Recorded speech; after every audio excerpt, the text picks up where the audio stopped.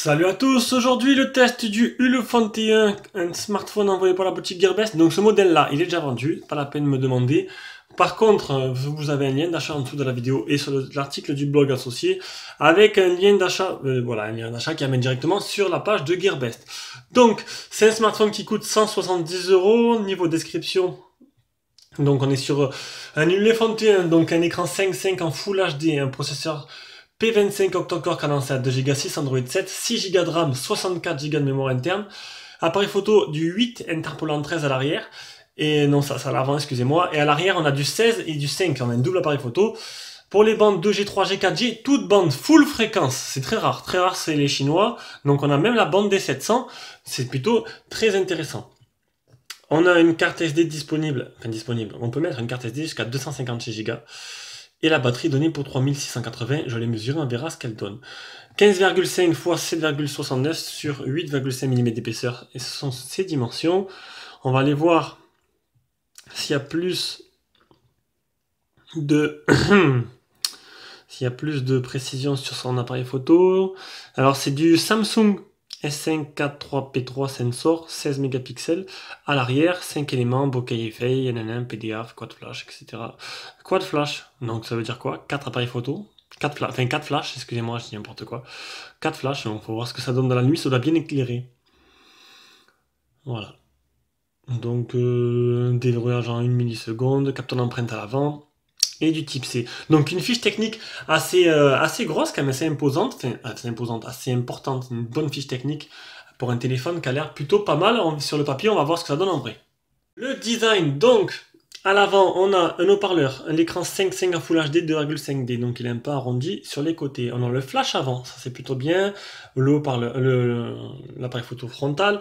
En dessous, on a juste un bouton qui n'est pas physique, qui est tactile, donc il y a le capteur d'empreinte, ça c'est bien. En dessous, on a le haut-parleur qui se trouve là. On peut voir d'ailleurs qu'il y a un petit truc qui se balade dans le haut-parleur. Ah ben c'est sûr que le Zuc Edge, ouais, il a du mal, les gros plans, il a du mal, hein. Bon, il y a un petit truc qui se balade dans nos haut-parleurs, je sais pas si vous le voyez. Hop, on va essayer de zoomer. Voilà, ici, dedans. Ça, c'est, voilà, ça veut dire que la finition... bon, ça veut pas dire que le téléphone est pourri, mais bon, c'est dommage. C'est rien de grave après, un bout de plastique. Ici, le bouton power, bouton volume plus moins. Donc il existe en deux couleurs, en noir et en rouge, hein. Le port jack.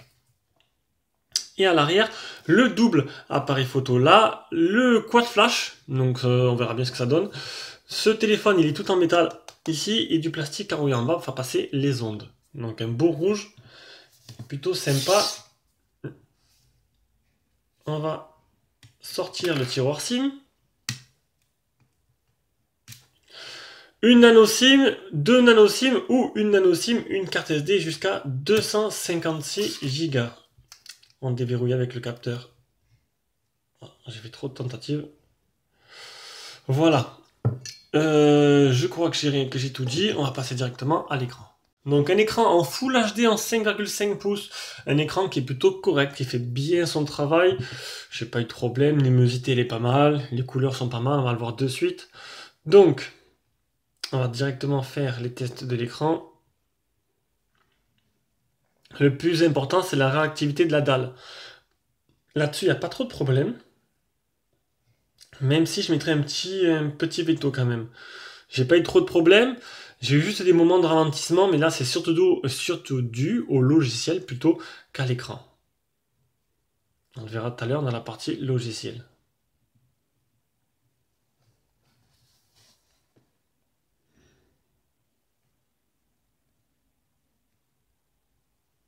Donc, pas de fuite de lumière. Les couleurs sont assez respectées. On peut voir qu'il y a des boutons qui apparaissent sur l'écran. On peut mettre les boutons sur l'écran, on peut les cacher ou utiliser que le bouton sans tactile pour faire retour et tout.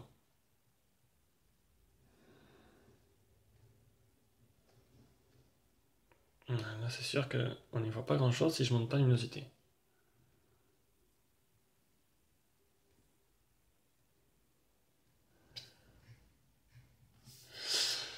Et pour le Antutu, on est sur, enfin le Antutu pour le multitouch de l'écran, décidément. J'essaie de faire un express parce que j'ai pas trop le temps là.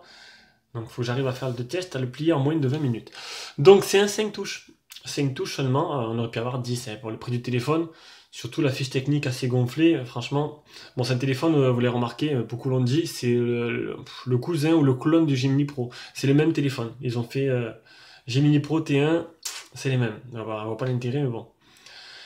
Allez savoir. Donc l'écran, ben rien à dire, c'est correct. Voilà, c'est pas extraordinaire, mais c'est correct. Il fait son job. Allez, on passe directement. Non, là, j'ai pas fini. Donc il y a une protection en plastique sur l'écran, un film, mais j'ai pas. Par contre, je vais tellement aller vite. Le Gorilla Glass, je sais pas. Non, c'est pas précisé. Pas précisé s'il y a une protection supplémentaire. Il y a le Miravision. Donc Miravision, il y a le contraste dynamique. Défense contre la lumière bleue, donc ça c'est pour la fatigue oculaire, si vous voulez l'activer le soir, ce serait mieux pour vous. D'ailleurs je vais le désactiver, parce que sinon ça va faire moche, ça fait tout rouge. Hop. Ça vous permet de vous reposer les yeux le soir pour arriver à bien dormir. Et on a la nuance des couleurs. Standard, brillant, suivant comment vous aimez. Voilà, allez on passe à la partie logicielle. Partie logicielle, donc déjà le launcher, Ulefone n'a toujours pas créé son launcher perso, donc du coup ils ont pris le launcher stock, tout simple. Qu'ils ont un peu remanié, vite fait, vraiment vite fait. Ils ont même pas, je crois qu'ils ont mis ils ont mis quelques logos à eux. Il n'y a pas d'application qui a été rajoutée spécialement pour Ulefone. Non, peut-être sauvegarde et restaurer. Sinon voilà, c'est du stock, c'est du basique. C'est du basique.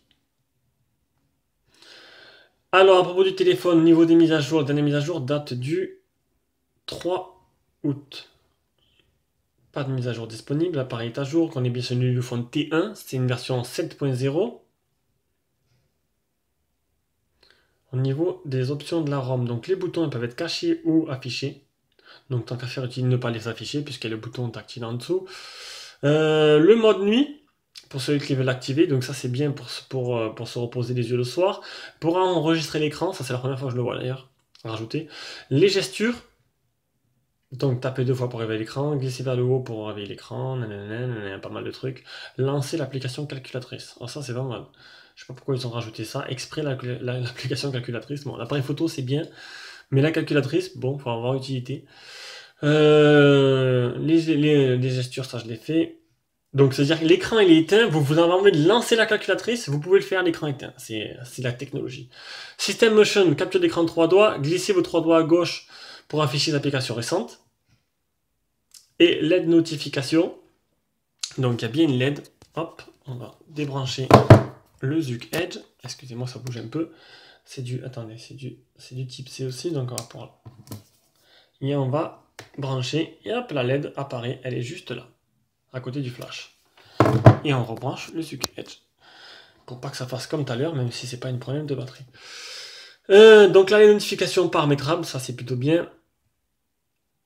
Donc il est où là? Mémoire 5,7 Go, bon énorme, 6 Go de RAM. Il y en a, bon le prix généralement il est assez corsé, mais là bon pour 69 €, vous avez du 6 Go de RAM et du 64 Go de mémoire interne, plus une carte SD, ce qui est plutôt vraiment très bien.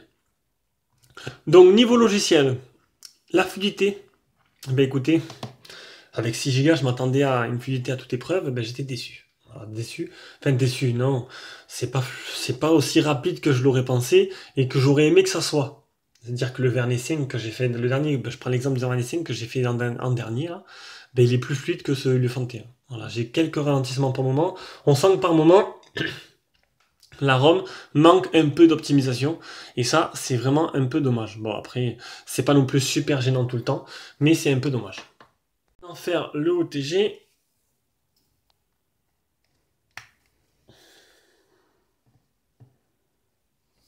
On va reculer un peu, j'ai un peu trop pris.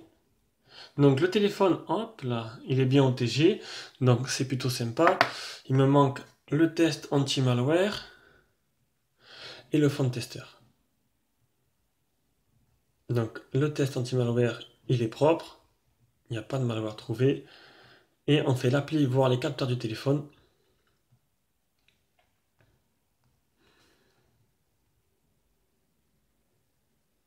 Accéléromètre, gyroscope, champ magnétique, boussole, capteur de lumière, capteur de pression, non. Mais capteur de proximité, il marche, il est là.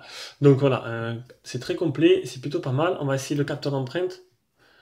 Donc, vous inquiétez pas, il marche très bien. Donc, c'est pas des plus rapides, c'est sûr, mais il fait son boulot. Et ça, c'est le principal. Donc, niveau logiciel, donc ça tient la route malgré que, ben écoutez, comme je vous l'ai dit, il y a un petit problème de fluidité au niveau de ce ROM. Oui, c'est ça.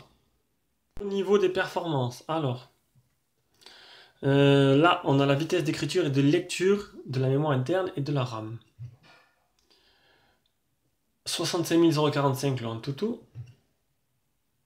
2770, 838 et 3911 pour le Geekbench, 46,3 pour l'Epic Citadel et on finit par le PC Mark 4620. Et on va passer directement au jeu et on commence par Rayman.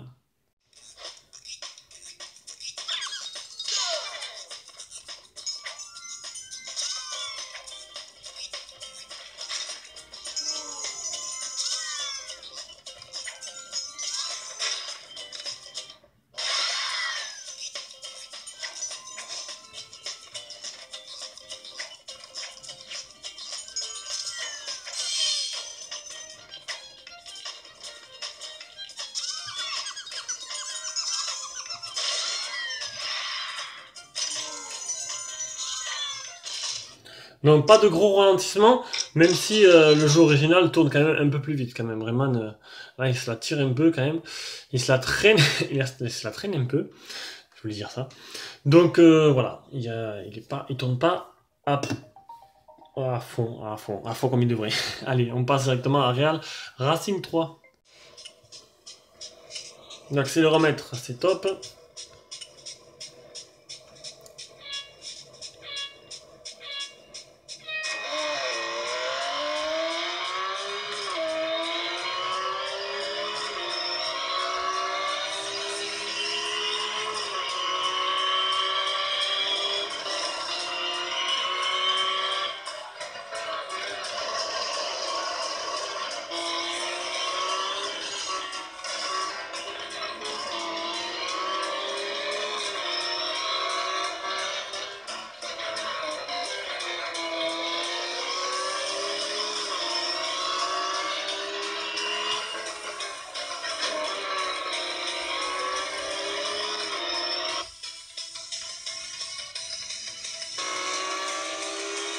Bon, ça tourne correctement, ça a l'air tout à fait jouable, donc ça, c'est plutôt pas mal.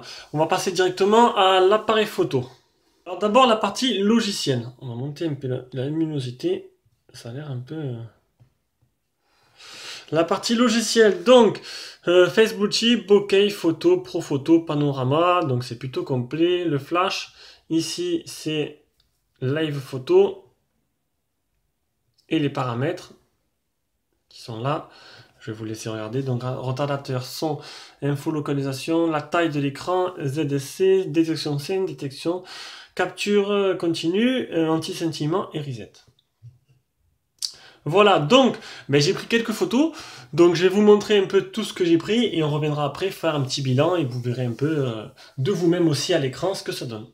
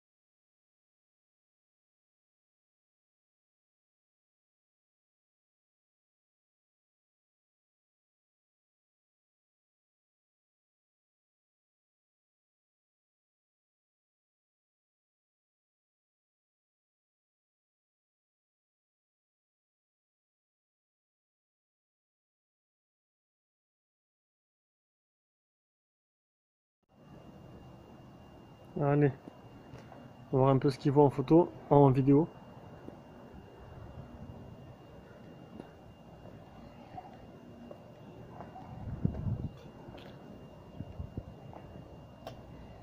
Est-ce que la mise au point se fait tout seul? Non.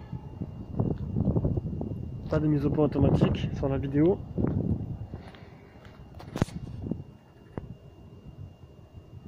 Ouais, on doit nous-mêmes toucher l'écran. Et du coup, ça reste flou quand on revient. Donc c'est vraiment dommage. Pas de mise au point automatique sur la mode vidéo.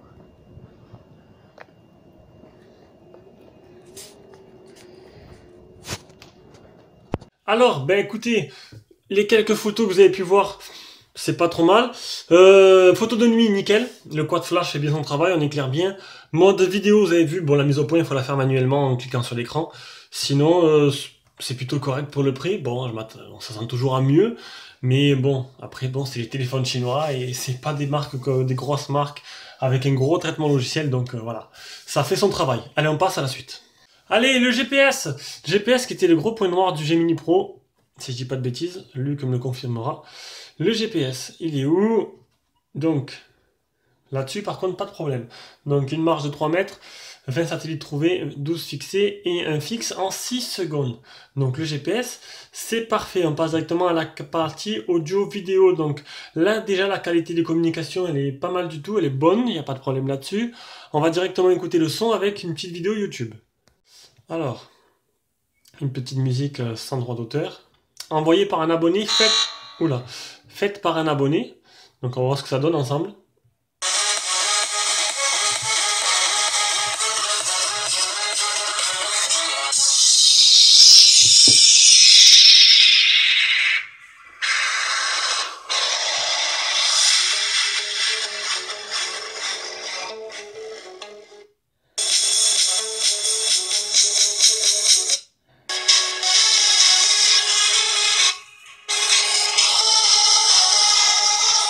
Le haut-parleur est plutôt pas mal, hein. Assez criard quand même, hein. À un moment j'ai un peu froncé les sourcils, ça m'avait un peu attaqué les oreilles. Mais ça va, il est assez puissant quand même. Hop, un port jack. Ça fait plaisir de retrouver un port jack.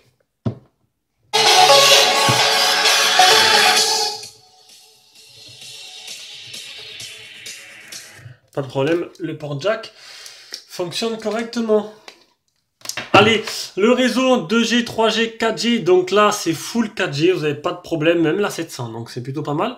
Vous avez la bande des 700, qui est une bande en noir, ils appellent ça, donc qui va beaucoup se développer, et pour l'instant elle est encore très peu répandue. Donc après le Wi-Fi, donc là on a 3 sur 4, c'est plutôt bien, donc j'allais dire une bonne captation Wi-Fi, faudrait peut-être que je parle français. Non, le Wi-Fi il est bien, voilà, il le capte bien, donc ça va.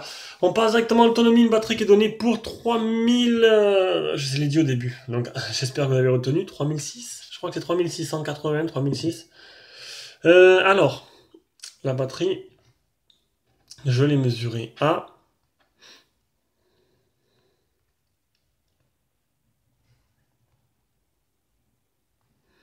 3162. Voilà, donc c'est pas exactement ce qui a été annoncé, mais on s'en rapproche, on s'en rapproche.